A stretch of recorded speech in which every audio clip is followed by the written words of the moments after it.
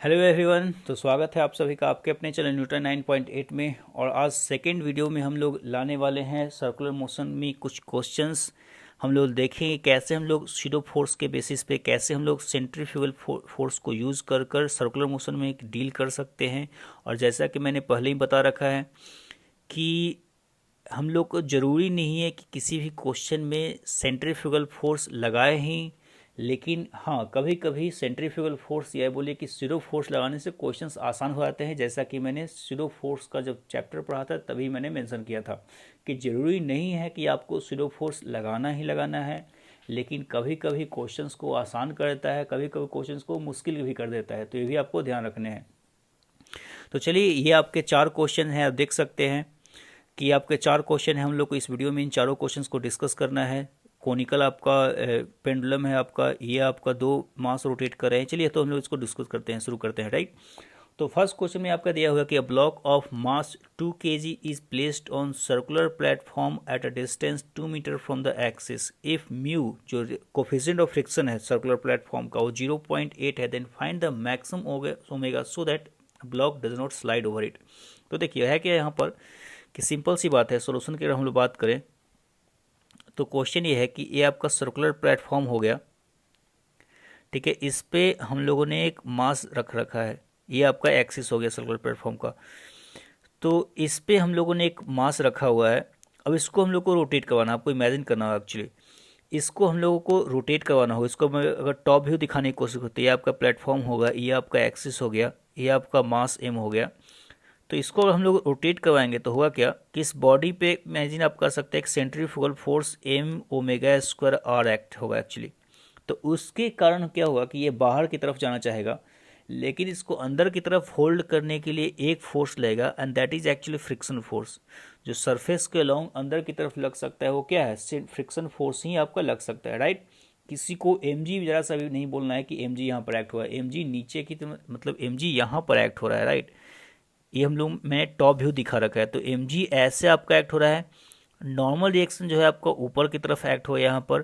तो सरफेस के अलोंग एक ही फोर्स है जो कि आपका फ्रिक्शन फोर्स लेगा सरफेस के अलोंग। वो फ्रिक्शन फोर्स आपका सेंट्रीफ्यूगल फोर्स अगर हम बात करें तो सेंट्रीफ्यूगल फोर्स को बैलेंस करेगा। तो हुआ क्या कि जैसे जैसे आपका ओमेगा यहाँ पर बढ़ते जाएगा वैसे वैसे आपका सेंट्रीफ्यूगल फोर्स बढ़ते जाएगा।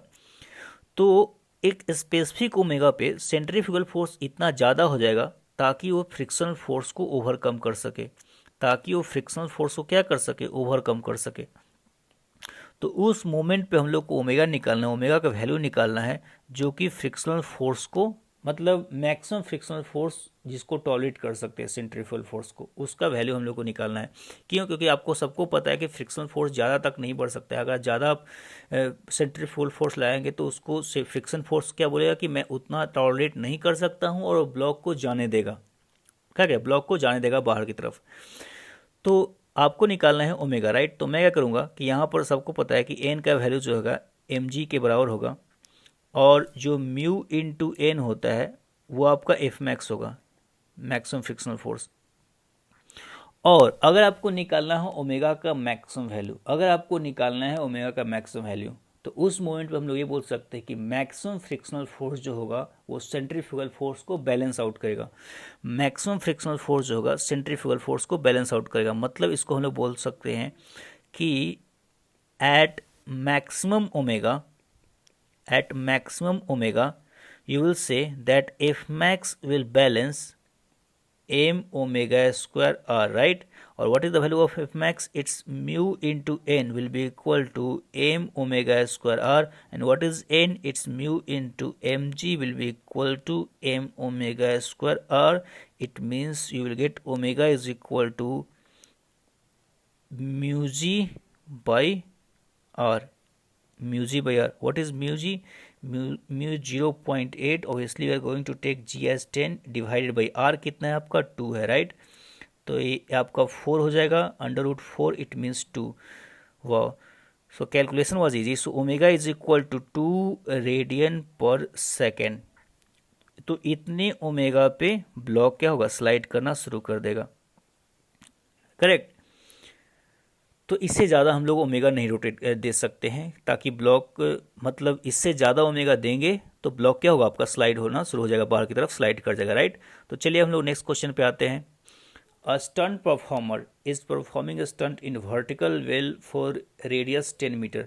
आपने मौत का कुआं, हो सकता है बहुत लोग मौत का कुआं सुना होगा आप लोगों ने। होता क्या है वो कि कुछ इस तरह से रहता है, ठीक है, इतना ही वर्टिकल नहीं रहता है, मतलब मैं कैलकुलेशन के लिए ये लिया हूँ कि वर्टिकल वेल है, राइट। तो उस पर होता क्या है कि एक साइकिलिस्ट जो है, बाइक जो चलाने वाला होता है, वो बाइक को चारों तरफ ऐसे ऐसे घुमाते रहता है, ठीक है। तो मैं उसी की बात कर रहा हूँ, एक पिक्चर आप दिमाग में रखिए, मैं उसी की बात कर रहा हूँ। तो लिखा हुआ क्या कि stunt performer is performing stunt in vertical well of radius 10 metre, radius तो आपका 10 मीटर है। If the coefficient of friction जो दिया हुआ है टायर और बाइक के बीच में 0.6 है, then find the minimum speed with which he should drive so that he does not fall down. तो आपको बताना है कि मिनिमम स्पीड कितने से वो ड्राइव करेगा ताकि वो नीचे ना गिरे, ताकि वो नीचे ना गिरे, राइट। तो मैं क्या बोलता हूँ कि हाँ, वेल तो बिल्कुल सही है, इसमें कोई दिक्कत नहीं है। तो हुआ क्या कि वो, देखिए, वो कम स्पीड से अगर चलाता है, अगर मान लीजिए कि वो वी स्पीड से चला रहा है, वो मान लीजिए कि वो वी स्पीड से काफ़ी ज़्यादा हो चुका है, वेट अ सेकेंड, इसको रिमूव कर लिया जाए। तो उसको सर्कुलर मोशन में ऐसे घूमना है। तो मान लिया कि वो स्टंट परफॉर्मर बाइक लेकर अपना यहाँ है, ठीक है, ब्लॉक की तरह मैं मान लेता हूँ ताकि मैं डायग्राम्स को अच्छे से दिखा सकूँ। तो अगर वो इस ज़्यादा स्पीड चलाता है तो होगा क्या कि सेंट्रीफ्यूगल फोर्स का वैल्यू बढ़ेगा, M V a square by R का वैल्यू बढ़ेगा अगर स्पीड वो बढ़ाता है तो। और उसके कारण जो नॉर्मल रिएक्शन होगा, क्योंकि यहाँ पर जो नॉर्मल है वो सेंटर की तरफ एक्ट हुआ एक्चुअली, और centrifugal force M V a square by R बाहर की तरफ एक्ट हुआ। तो जितना ज़्यादा अपना स्पीड को बढ़ाएगा उतना ही ज़्यादा ये नॉर्मल ही बढ़ेगा। मतलब स्पीड को बढ़ाएगा तो वो ऐसा होगा कि वो बाहर जाना चाहेगा, जैसे जैसे वो स्पीड को बढ़ाएगा तो ऐसा होगा कि वो बाहर जाना चाहेगा सेंट्रीफ्यूगल फोर्स के कारण। सेंट्रीफ्यूगल फोर्स उसका बढ़ते जाएगा, लेकिन यहाँ पर वॉल है, तो वॉल है, उसको वॉल रोकना चाहेगा, मतलब नॉर्मल रिएक्शन भी बढ़ेगा। अब नॉर्मल रिएक्शन बढ़ने से क्या होगा कि एम जी जो है वो नीचे की तरफ एक्ट हो रहा है। तो नॉर्मल रिएक्शन बढ़ने से होगा कि जो फ्रिक्शन फोर्स है उसका वैल्यू बढ़ेगा, जो फ्रिक्शन फोर्स है उसका वैल्यू बढ़ेगा। तो फ्रिक्शन के बढ़ने से क्या होगा कि एक मोमेंट आएगा, फ्रिक्शन इतना ज़्यादा सफिशिएंट हो जाएगा ताकि वो एम को बैलेंस आउट कर सके। जो एम उसको नीचे गिराना चाह रहा है, नीचे कौन गिराना चाहेगा, एम गिराना चाहेगा, राइट। तो जो एम नीचे उसको गिराना चाहेगा उसको फ्रिक्शन बैलेंस आउट कर सके, उसको फ्रिक्शन क्या कर सके, बैलेंस आउट कर सके। तो हम लोग को उतना फ्रिक्शन डेवलप करना है। तो उतना फ्रिक्शन डेवलप कैसे होगा, हम लोग नॉर्मल का वैल्यू बढ़ाएंगे। नॉर्मल का वैल्यू हम लोग कैसे बढ़ा सकते हैं, अब हम लोग स्पीड बढ़ाएंगे, और हम लोग स्पीड बढ़ाएंगे तो सेंट्रीफ्यूगल फोर्स बाहर की तरफ बढ़ते जाएगा, राइट। तो इस तरह से हम लोग को डील करना है। तो यही आपसे पूछा गया है क्वेश्चन में, what is the minimum speed, minimum कितने स्पीड से चला सके वो, मिनिमम कितने स्पीड से वो चलाएगा ताकि वो गिरे, नीचे ना गिरे। उसके ऊपर हम लोग कितने से स्पीड से चला सकते हैं, कोई दिक्कत नहीं, क्योंकि जितना पे स्पीड बढ़ेगा उतना नॉर्मल बढ़ेगा, तो उतना नॉर्मल बढ़ेगा तो फ्रिक्शन तो बढ़ना ही है। लेकिन आपको इतना मिनिमम स्पीड दे देना है ताकि वो इतना नॉर्मल क्रिएट करे, या ताकि वो इतना फ्रिक्शन फोर्स क्रिएट कर सके जो कि एम को बैलेंस कर सके, राइट। तो हम लोग ये बोलेंगे कि नॉर्मल का वैल्यू जो होगा यहाँ पर एम वी स्क्वायर बाई आपका आर होगा, और ये बोलेंगे कि जो फ्रिक्शन है उसको आपको बैलेंस एम को करना है, right. Mu into N is equal to M G हम लोग बोल सकते हैं कि फ्रिक्शन हम लोग मैक्सिमम लगाने वाले हैं यहाँ पर, जस्ट फॉल नहीं होने के लिए। और ये बोल सकते हैं कि mu into what is the value of N, so the value of N is actually it's M V square by R should balance M G, right. So यहाँ पर आपको स्पीड क्या पता चलेगा कि जो स्पीड हो जाएगा वो under root G R by mu, under root क्या होगा, जी आर बाई म्यू। तो इतना मिनिमम स्पीड से अगर आप ड्राइव करते हैं, अगर वो स्टंट परफॉर्मर ड्राइव करता है तो नीचे वेल फॉल नहीं होगा, सॉरी, उसका बाइक नीचे नहीं गिरेगा। तो चलिए हम लोग वैल्यू पुट करते हैं। जी का वैल्यू 10 है, आर का वैल्यू भी शायद 10 है, डिवाइड बाई म्यू, आर का वैल्यू भी 10 है, और डिवाइडेड बाई म्यू जो कि 0.6 है।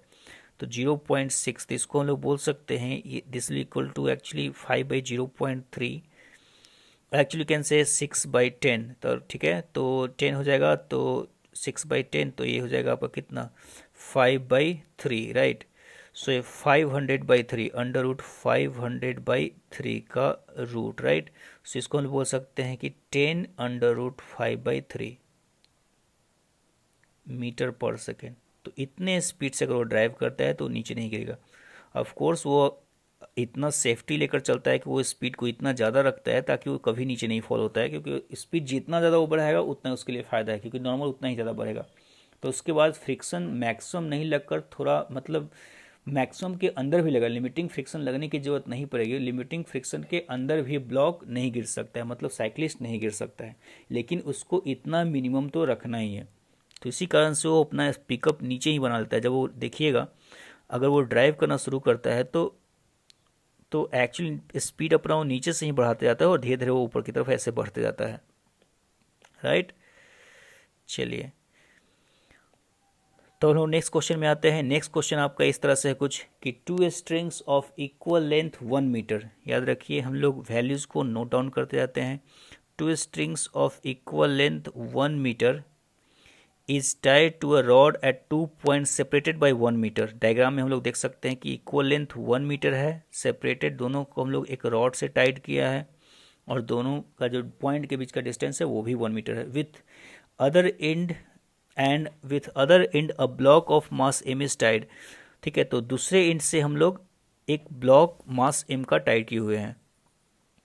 Now if rod is rotated with angular speed omega, omega दिया हुआ है आपका 10 radian per second, then find ratio of T1 and T2। T1 जो है ऊपर वाले स्ट्रिंग का टेंशन है, T2 है नीचे वाले स्ट्रिंग का टेंशन, राइट। तो देखिए, तो सबसे पहले इस क्वेश्चन को शुरू करने से पहले हम लोग मुआयना कर लेते हैं कि क्वेश्चन में होगा कैसे कैसे सिचुएशंस आएंगे, राइट। क्योंकि हर सिचुएशन को जानना जरूरी है। जरूरी नहीं कि आपको एक ही क्वेश्चन सॉल्व कर कर मतलब 10 क्वेश्चन सॉल्व करने हैं, आप एक क्वेश्चन से सारा पैटर्न सीख सकते हैं। तो ये आपका मान लीजिए कि रॉड हो गया।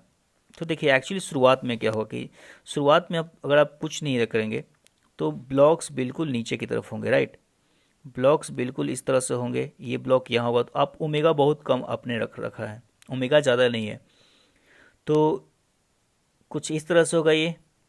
और दूसरा स्ट्रिंग जो है आपका लूज होगा, ठीक है। शुरुआत में दूसरा स्ट्रिंग आपका टाइट नहीं होगा, दूसरा स्ट्रिंग थोड़ा लूज होगा, क्योंकि जब तक आप फोर्स को एनफ नहीं देंगे, ओमेगा एनफ नहीं देंगे, दूसरा स्ट्रिंग टाइट नहीं होने वाला है। या सोचिए कि जब ओमेगा बिल्कुल नहीं होगा तो ये मास जो है एग्जैक्टली पहले वाले पॉइंट पे, मतलब यहाँ पर टाई किया हुआ है, यहाँ पर टाई किया हुआ है, तो ये मास एग्जैक्टली यहाँ होगा। जैसे आप ओमेगा बढ़ाएंगे तो ये मास ऊपर की तरफ स्विंग करना शुरू होगा, क्योंकि ये लेंथ तो फिक्स है, तो ऊपर की तरफ दूर भागना शुरू होगा। एक्चुअली दूर भागना से तो ऐसे तो दूर भागेगा नहीं ये, क्यों, क्योंकि ये लेंथ का स्ट्रिंग, ये स्ट्रिंग का लेंथ फिक्स है। तो आप देख सकते हैं कि यहाँ पर 1 मीटर है अभी, तो यहाँ पर 1 मीटर से बड़ा हो जाएगा, राइट। तो उससे कारण वो ऐसे स्विंग करेगा, ऐसे धीरे धीरे दूर भागने लगेगा, राइट। तो हुआ क्या कि जैसे से आप ओमेगा बढ़ाते जाएंगे ये मास कुछ इस तरह से जाते जाएगा, और एक बार ओमेगा इतना ज़्यादा बढ़ जाएगा कि ये दोनों स्ट्रिंग टाइट हो जाएंगे, राइट। ये दोनों स्ट्रिंग क्या हो जाएंगे, टाइट हो जाएंगे। तो अगर ये स्ट्रिंग टाइट हो जाता है तो मान लीजिए कि एक मोमेंट पे इसका टेंशन T1 है, उस मोमेंट पे इसका टेंशन T2 है, तो आपको T1/T2 का रेशियो निकालना है। देखिए कभी कभी हो सकता है कि अगर आप ओमेगा सफिशियंट नहीं देंगे, अगर आप ओमेगा सफिशियंट नहीं देंगे तो उस केस में T2 का वैल्यू जीरो हो जाएगा, T2 का वैल्यू क्या हो जाएगा, जीरो हो जाएगा, राइट। लेकिन अगर आप बहुत ज़्यादा ओमेगा देते हैं तो दोनों स्ट्रिंग टाइट हो जाएंगे, दोनों स्ट्रिंग, आप इसको इमेजिन कर सकते हैं, आप इसको जब इसको रोटेट करवाइएगा तो आप इमेजिन कर सकते हैं, आप सफिशिएंट ओमेगा देंगे तो दोनों स्ट्रिंग क्या हो जाएंगे, टाइट हो जाएंगे, क्योंकि सेंट्रीफ्यूगल फोर्स इतना ज़्यादा एक्ट होगा क्योंकि दोनों को टाइट रखेगा, राइट।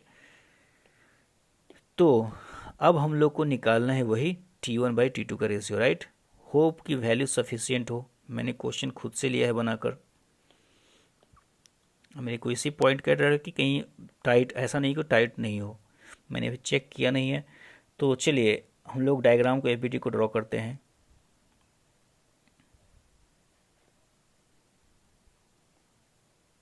यहाँ पर बांधा हुआ, यहाँ बांधा हुआ है, ये आपका मास m है। तो देखिए सारे लेंथ 1 मीटर्स हैं, तो आप गारंटी बोल सकते हैं कि ये भी 60 डिग्री होगा, ये भी 60 डिग्री होगा, राइट। और ये भी पूरा एंगल 60 डिग्री होगा। लेकिन मुझे आधे एंगल का काम आने वाला है, क्यों? क्योंकि सेंट्रीफ्यूगल फोर्स इस तरह से एक्ट होगा। तो अगर ये ओमेगा से रोटेट कर रहा है तो एम ओमेगा स्क्वायर आर जो है इसको मैं ले रहा हूँ, ये आपका 30 डिग्री होगा। जो रेडियस होगा सर्कुलर मोशन का वो आप लिख सकते हैं, R is equal to 1 cos 30, right. 1 cos क्या होगा 30, विच इज इक्वल टू √3/2। एक सेकेंड में इसको थोड़ा सही से लिख लेता हूँ, जब बनाना ही है तो अच्छे से बनाएंगे। ओके आई थिंक तो जो आर हो जाएगा आपका, आर जो हो जाएगा 1 cos क्या होगा 30 होगा, राइट। यहाँ पर आपका T1 एक्ट होगा, यहाँ पर आपका T2 एक्ट होगा, करेक्ट। अब फोर्सेस को हम लोग को रिजॉल्व करना शुरू करना है, राइट। फोर्सेस को रिजॉल्व करना शुरू करना है। तो सेंटर से अवे आपका हो जाएगा centrifugal force M omega square और होगा आपका सेंटर की तरफ हो जाएगा आपका, ये होगा आपका T1 cos 30, क्योंकि ये आपका 30 डिग्री होगा और ये भी क्या होगा आपका 30 डिग्री, और साथ ही साथ T2 cos 30 भी आएगा। शायद मुझे आर को हटाना पड़ जाएगा, तो T2 cos 30 आपका हो जाएगा, इसको मैं आर बोल रहा हूँ।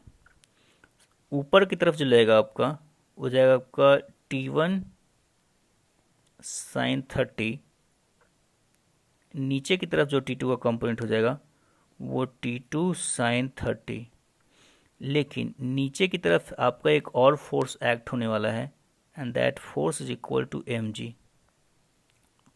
राइट। तो देखिए अभी तक मैंने किया क्या, सेंट्रीफ्यूगल फोर्स आपका जो है, सेंट्रीफ्यूगल फोर्स अगर मैं फिर से आपको दिखा दूं, हो सकता है क्वेश्चन थोड़ा दिक्कत हो, तो यहाँ पर आपका T1 हो गया, यहाँ पर आपका इस डायरेक्शन में आपका T2 हो गया, राइट।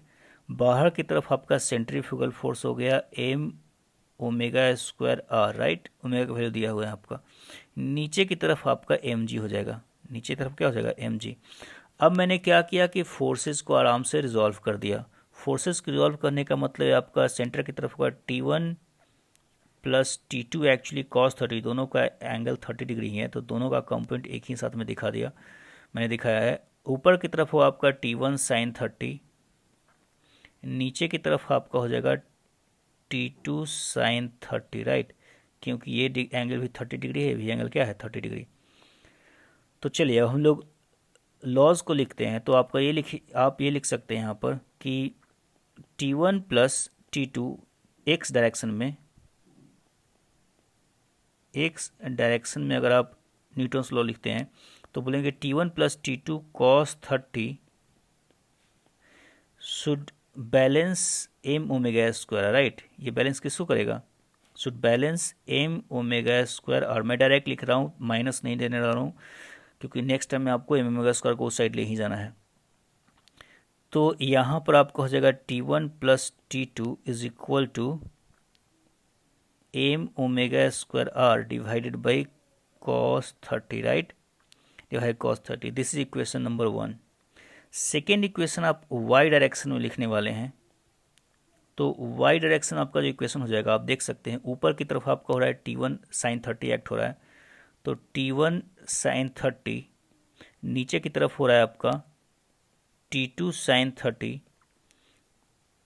नीचे की तरफ एक्ट रहा है mg इज इक्वल टू 0। तो यहाँ से आप बोल सकते हैं कि T1 minus T2 into sin 30 will balance mg, right, और you can say T1 minus T2 is equal to mg by sin 30, right? Okay, we don't have that much space, right? तो दिस इज इक्वेशन नंबर 2। अब हम लोग क्या करने वाले हैं, अब हम लोग इसको इरेज करने वाले हैं, तो ताकि हम लोग को सॉल्व करने के लिए जगह मिल सके, राइट।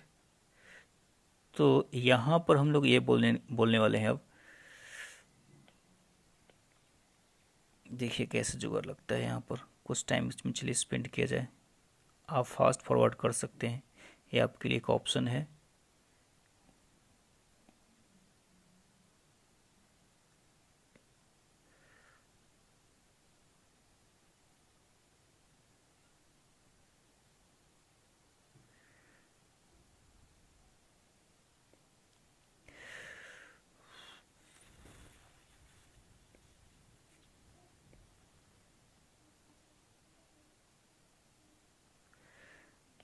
चलिए हो गया राइट। तो हम लोग ये बोल सकते हैं अब कि ये आपका एक्स डायरेक्शन का था और इस साइड आपका वाई डायरेक्शन का था। ठीक है, तो चलिए अगर हम लोग equation first divide by second करेंगे तो 1/2 अगर आप करते हैं तो आपका आ जाएगा T1 plus T2 divided by T1 minus T2 is equal to, चलिए एम तो आपका कैंसिल आउट होने वाला है, तो एप का आ जाएगा tan30 first divided by second, हम लोगों ने किया है फर्स्ट डिवाइड सेकेंड, तो tan30 आपका आ जाएगा into omega square R by G, right, omega square R by G, M तो आपका कैंसिल आउट हो जाएगा। तो यहाँ से आप लिख सकते हैं यहाँ पर tan30 का वैल्यू आपका हो जाएगा 1/√3 into omega square actually 10 square into R जो है आपका, आर आपका कितना आ रहा था, तो आर आपका 1 cos 30, the value of radius is equal to, हम लोग यहाँ पर लिख लेते हैं the value of radius is equal to 1 cos 30 which is equal to actually it's √3/2। तो चलिए, तो यहाँ पर r का वैल्यू हो जाएगा √3/2 divided by G is also 10, so value आसान है एक्चुअली, ये आपका 5 आ जाएगा, सही है बिल्कुल। ठीक है, तो यहाँ से आप अगर आप T1/T2 का रेशो निकाल, चलिए अब क्रॉस मल्टीप्लाई करते हैं, क्यों उतना दिमाग लगाने की जरूरत है। तो T1 plus T2 is equal to 5 times of T1 minus 5 times of T2, so from here actually you will get T1/T2, तो आपका T1/T2 का जो राइट से जो आपका 4T1 6T2, राइट, सो यहाँ से आप कैलकुलेट कर सकते हैं कि 6T2 is equal to 4T1, और आप बोल सकते हैं कि value of T1/T2 will become equal to 3/2, right, ये वैल्यू कितना हो जाएगा 3/2। चलिए, तो आंसर तो आसान आया, होप आपको ये सोल्यूशन समझ में आया हो। ठीक है, चलिए हम लोग नेक्स्ट क्वेश्चन में प्रोसीड करते हैं। नेक्स्ट क्वेश्चन आपका कोनिकल पेंडुलम का है। अब देखिए कोनिकल पेंडुलम क्या होता है, एक तो सिंपल पेंडुलम आपका होता है, सबको पता है कि सिंपल पेंडुलम जो है तक इस तरह से स्विंग करता है। ठीक है, जैसे कि आप जो नॉर्मल वॉचेज में देखते हैं, नॉर्मल वॉचेज नहीं, जो आपका जो वॉल में हैंग रहता है उस वॉच में देखते हैं। ठीक है, तो वो आपका सिंपल पेंडुलम हो गया। लेकिन कोनिकल पेंडुलम क्या होता है, तो कोनिकल पेंडुलम आप इमेजिन कीजिए कि आपने एक मास को रोटेट करवाया। ठीक है, आप इमेजिन कीजिए कि आपने एक मास को हॉरिजॉन्टल सर्किल में रोटेट किया, जैसा कि आप देख सकते हैं, तो उस केस में ये कुछ इस तरह से चारों तरफ रोटेट करता है, वो एक सर्किल को लेकर कुछ इस तरह से रोटेट करेगा, राइट। हम लोग मास को यहाँ पर टाइट करेंगे और इस हॉरिजॉन्टल सर्किल में कुछ इस तरह से रोटेट करेगा, तो इसको हम लोग कोनिकल पेंडुलम, मतलब इसका शेप जो है एक कोन की तरह बनेगा। इसका जो शेप है, इसका रोटेशन का जो शेप है स्ट्रिंग का, वो आपका इस स्ट्रिंग का शेप एक कोन की तरफ बनने वाला है, तो उसको हम लोग बोलने वाले हैं कोनिकल पेंडुलम। तो क्वेश्चन ये दिया हुआ है, क्वेश्चन ये दिया हुआ है कि if pendulum is rotating with angular speed omega about point O, इस पॉइंट के अबाउट रोटेट करा है, ये है आपका point O, then find theta and tension the string, omega दिया हुआ है, आपका एल भी दिया हुआ है। एल के टर्म में आपको निकालना है कि थीटा कितना होगा, और साथ ही साथ निकालना है कि स्ट्रिंग में टेंशन कितना होगा। तो देखिए कैसे हम लोग दिखाते हैं। चलिए हम लोग फोर्सेस को दिखा जाए यहाँ पर लगने वाले। तो एक तो आपका फोर्स mg हो गया, सबको पता है mg नीचे एक्ट होता है। दूसरा फोर्स आपका टेंशन हो गया। तीसरा फोर्स आपका सेंट्रीफ्यूगल फोर्स। तो सेंट्रीफ्यूगल फोर्स, सेंटर जो है आपका, ऑब्वियस सी बात है कि ये जो पॉइंट है वो रोटेट कर रहा है पॉइंट ओ के अबाउट, याद रखिएगा कि पॉइंट ओ के अबाउट, ऐसे से आपका हॉरिजॉन्टल सर्किल में वो रोटेट कर रहा है। तो पॉइंट जो है वो पॉइंट ओ के अबाउट रोटेट कर रहा है, तो सेंटर आपका ओ हो गया है, और सेंटर से अवे जो आपका आएगा वो इस तरफ से आएगा, उसको आप लिखेंगे ओम ओमेगा स्क्वायर आर, राइट, ये आपका आर हो जाएगा। और आर का वैल्यू आप लिख सकते हैं, आर का वैल्यू हो जाएगा एल साइन थीटा, राइट। तो अगर आप अब फोर्सेस को बैलेंस आउट करते हैं, तो फोर्सेस को बैलेंस आउट करने पे आप ये बोल सकते हैं कि ये जो ऊपर की तरफ फोर्स है आपका, वो आपका टी, ये अगर आपका ऊपर से ये थीटा है तो ये भी थीटा ही होगा, टेंशन जो है वर्टिकल से थीटा बनाएगा, तो टी कॉस थीटा ये फोर्स हो जाएगा आपका, और ये फोर्स हो जाएगा आपका टी साइन थीटा, राइट। तो आप अगर फोर्सेस को बैलेंस आउट करते हैं तो ये बोलेंगे कि जो टी कॉस थीटा जो हो जाएगा वो बैलेंस आउट करेगा एम जी को, this is equation number 1, and T sine theta will balance out m omega square r, m omega square r, correct?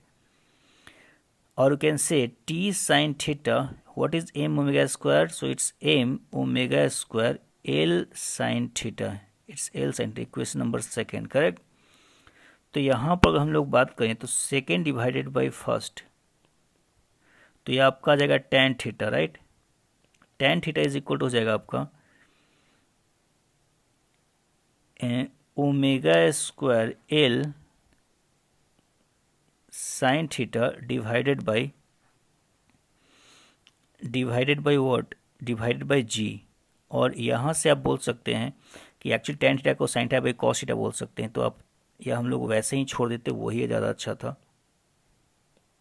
हम लोग टेन थीटा को ना लिखकर हम लोग लिखते simply sign theta by cos theta, right? तो ये वैल्यू आता है आपका साइन थीटा आपका कैंसिल हो जाएगा।